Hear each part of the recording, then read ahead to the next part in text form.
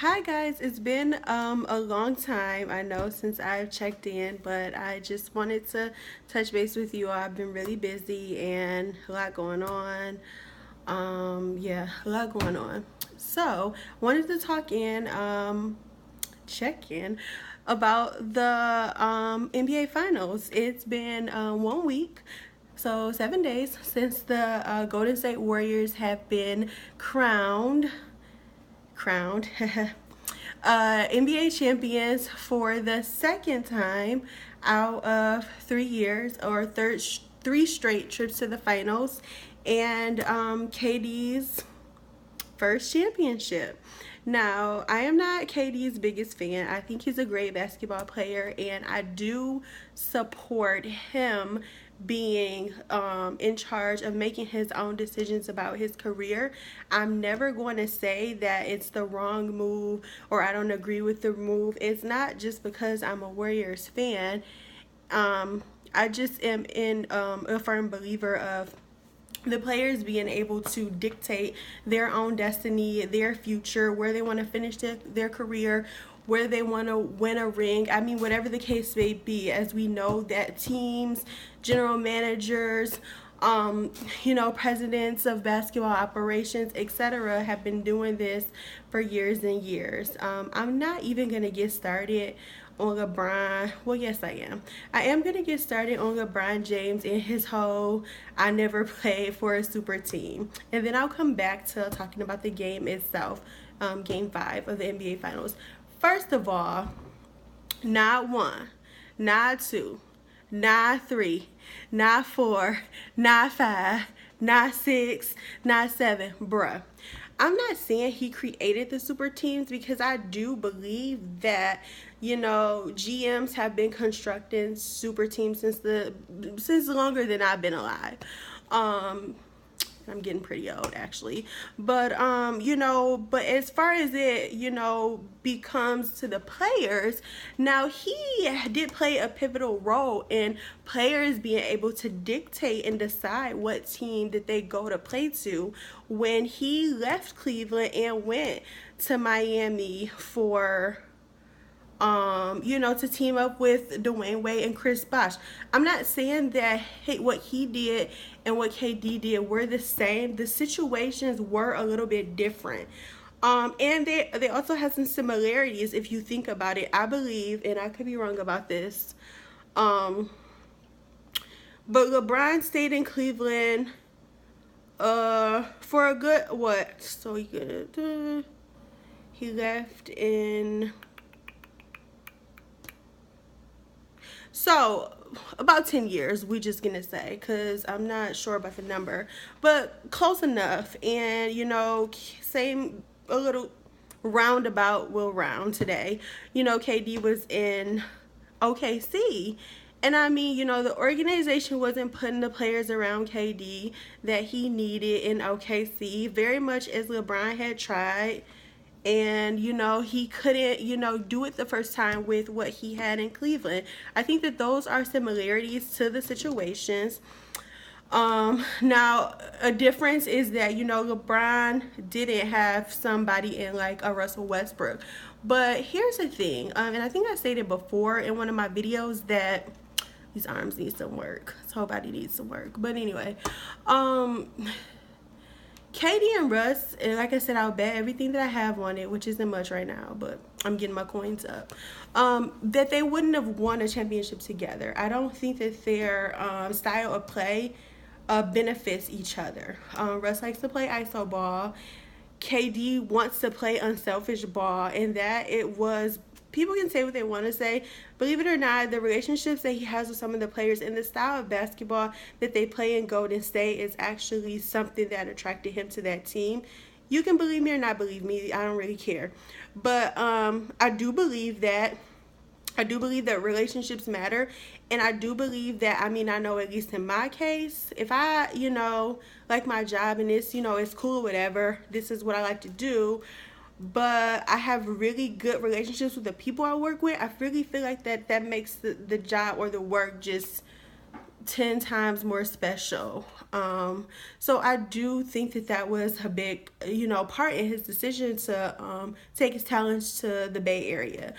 So LeBron, whatever. I think that in the game itself, it was a played game throughout most, I'd say, 3 quarters. By the fourth quarter, the Cavs had given up, or it was apparent that they had. Steph Curry out rebounded Tristan Thompson for 2 games out of those 5. So I'm not really sure about the Kardashian curse, or if it's real or not. Overall, he really only had one good game. So 1 out of 5 is a failing grade. So we're gonna give him a fail and possibly, blame the curse or Chloe's jeans, whichever one. Kevin Love poor Kevin Love.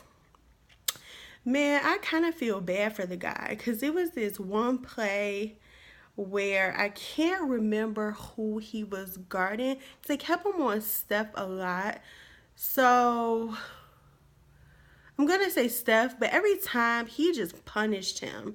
And then there was another exciting play when, I don't know why they did this. I guess it don't matter because they won. But when they put the rookie Patrick McCaw for the Warriors on LeBron, man, that was just, they knew that baby boy needed some help on defense.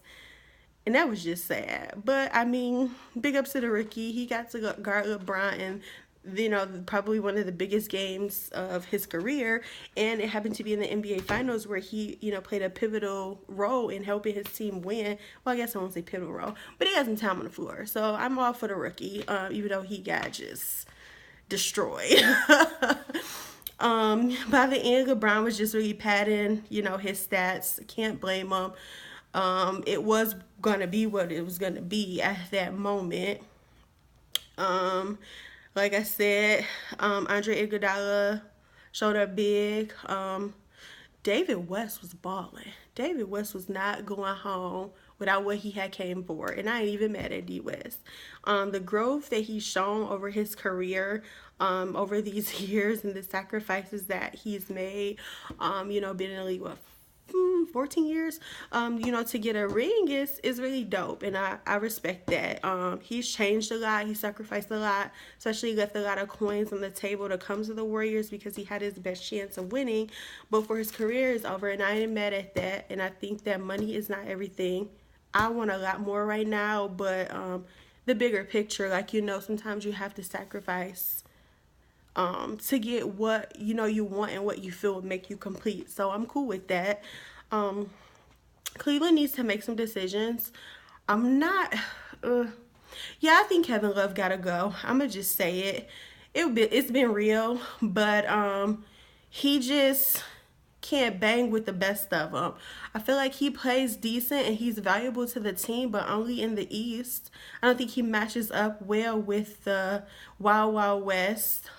He definitely is a defensive liability, and just, when he comes up against good shooters and, good players, it's kind of like he gets bodied a little bit. So Kevin Love probably got to bounce. I hear that they're trying to get Paul George, but Melo has come up a bit too in this conversation, so I'll definitely take Melo over Kevin Love. And neither one of them play defense, but Melo ain't scared at the moment. I'm not saying Kevin Love is, but something's wrong. So I'm trying to wrap this up.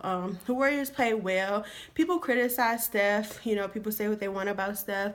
Steph was killing, the Cavs with that backdoor cut, and that, cut layup. He was blowing by Kevin Love. He blew by pretty much everybody. Though he wasn't shooting the 3 well in Game 5, he finished with 34, I want to say 9 rebounds, but I'm not sure. So I got to get sure about some of these things. 34, 9, and I can't remember how many assists he had.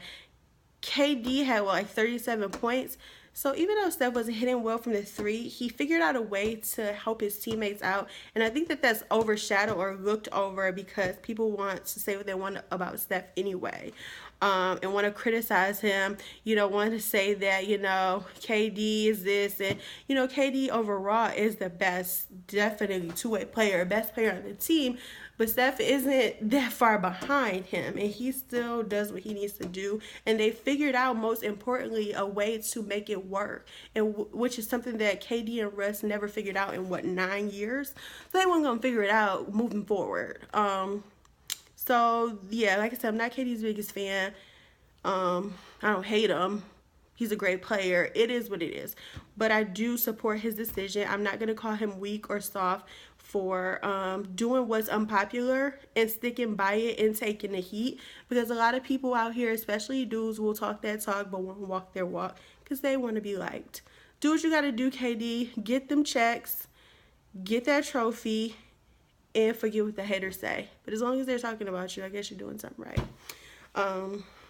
So yeah, I'm very excited. Well, Dubs won. It'll be interesting to see, how much more that this team can do. They say that they plan to keep them together. KD's already said that he's going to sacrifice. So we're going to see what next year has in store. But all I want to say is they made LeBron James eat every last one of those Tombstone cookies. Burn that Ultimate Warrior shirt, and actually in the parade, Steve Kerr, the irony, took a dig at LeBron, the Ultimate Warrior shirt that he wore last year after they won, and he said his players were Ultimate Warriors. So I mean, whatever, back and forth, fun and games. I think it's just all a part of the game, but I thought that was pretty cool because I like Steve Kerr. LeBron's cool too. I mean, I ain't mad at him, but he gets on my nerves sometimes, lots of times. But so I think that Cleveland's going to really try to make some moves. And actually just today they let go of David Griffin. So I'm like, what? And they didn't consult LeBron, the owner, GM, player, and coach? Things are shaking up. And I'm just sitting back with my popcorn to see what kind of moves they make in the offseason. We'll see what happens with Melo and Paul George. And actually even I don't think LeBron's going to stay. I think this is going to be his last year, and he'll end up in LA ultimately. And that's going to be interesting too. So, sorry it took so long. If anyone cares, I've really been busy, got a lot going on.